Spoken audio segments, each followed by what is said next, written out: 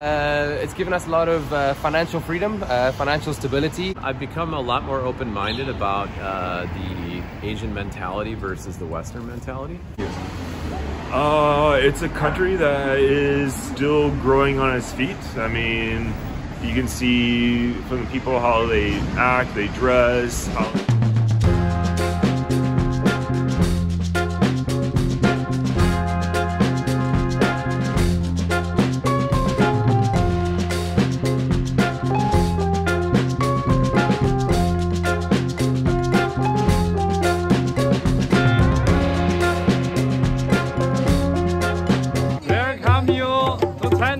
Thank you. All right. So tell us your name, where are you from, and what you do in China? My name is Andrew Brown. I'm from Kentucky, USA. I run a video production house here in Shanghai. I've been here maybe like 7 years total. I did 3 years before, went back to the States and then came back. Originally lived in Beijing, and now I live in Shanghai for 2 years. Hey guys, I'm Gareth. I am from Cape Town, South Africa. I've been here for almost 3 years and I'm currently teaching. My name is Matt. I'm from Chicago, from the US, and I teach at an international school in Shanghai. This is my 5th year. How has living and working in China changed your life? It's been crazy. It's given us a lot of financial freedom, financial stability. The cost of living is super cheap, and the teaching industry is one of those industries that looks after you really well. So that combination really makes it a comfortable life.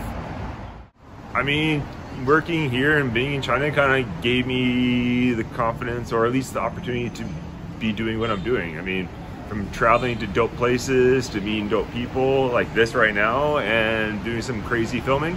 I mean, it's stoked. Right. I've become a lot more open-minded about the Asian mentality versus the Western mentality. I realized that, you know, growing up in the US, we think that our way is the way, and it's obviously not.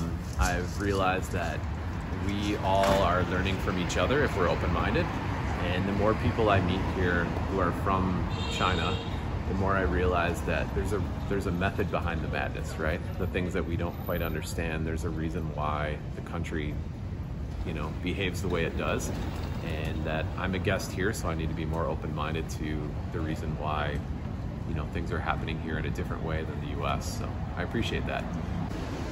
What did you think of China before coming here? I mean, coming from like rural Kentucky, I didn't really know much about it, other than the fact it was completely different. Never knew big city life until I came here, and from 5,000 people back home to 25 million to now 26, 28 million here. I mean, it teaches you a lot about whole aspects of how you look at everything. And I actually feel like I've grown to be like a better and more confident and overall well-rounded person here. I had no idea about China before I moved here. Really, what I thought China was nowhere near what it actually is. Like, it's a really cool place, and if you can get around all the cultural differences, it's a magic place to be. Completely different to what I thought it was. I came here in 2001 to visit my friend, and it was crazy compared to the US. I never had a passport before I came here, and I thought it was the wild, wild west. And then I came back in 2008 when I moved to Korea. I came here to visit my friend, and I saw that the country had changed, the city had changed. And then when I came here in 2017, a couple years ago, I realized that the city was so evolved and it was completely different than my first experience.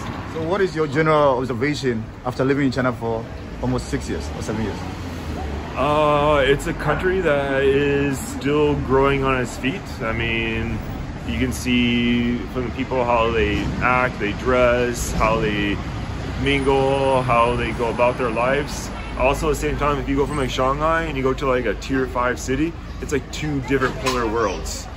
But if you go from like Beijing to Shanghai, it's still like 2 polar worlds. Like, China's such a huge place where even if you went from here to Guangzhou, they don't even speak Chinese. They speak like Cantonese, which doesn't. Even if you speak fluent Chinese, you go down there and you'd be like, I don't know what they're saying. It's like going from like New York City to like New Orleans in a way, and you're like, what is this person saying? Like, we're from the same country, we speak the same language, but we have no clue what we're saying to each other. I think one of the things I appreciate the most, especially during COVID times, is how the community here is all about looking out for the community, the greater community. Coming from the US, we're all about individual rights, taking care of people who are, you know, you take care of yourself, you have that freedom to take care of yourself. Whereas here, you're looking out for the greater community, right? In a city of 28 million, you're looking out for the other 28 million. So I've learned to appreciate more of a community, a greater sense of community. It's a crazy place. Everything is super easy. Everything happens on your phone. So from like your day-to-day life is completely different to home. Safety is just it's a non-negotiable. Like you're always safe. And it's a wild place, man. You see things here that I've never seen anywhere else in the world. But it's a cool mixture. It's a cool place to be. What is the most shocking or funniest moment ever in your life in China? Ah, my goodness, I've had so many. It has to be the people that literally sleep and spoon in IKEA. I've seen people literally spooning each other on the beds in IKEA. I've never seen that anywhere else in my life. I would say the time that I was in the middle of the countryside, and I saw this area where there was like a bunch of, it seemed like a swamp, and I didn't quite understand what I was looking at. And my friend said, "Hey, do you need to go to the bathroom? You should just go in there." And so I went in to use the bathroom, and I realized that the bathroom was the fertilizer that was going to fertilize the fields, the rice fields, and you know, this is part of how the cycle works, but I'm not used to that, so that was a big moment for me. Oh God, there's been too many, man. Like, from straight ridiculousness of like someone's daily living. Like for me to get like a basic thing done, I have to go to like 8 different people to get one thing done. Or at the same time, just from food culture to, there's so many things that hit you at the many different points, and you just realize that's just what life is here. And then after that, you go to other places and nothing surprises you anymore. Like you just feel ready to take on the world, I guess. Okay, teach us a word in Chinese or a phrase in Chinese and the meaning of it.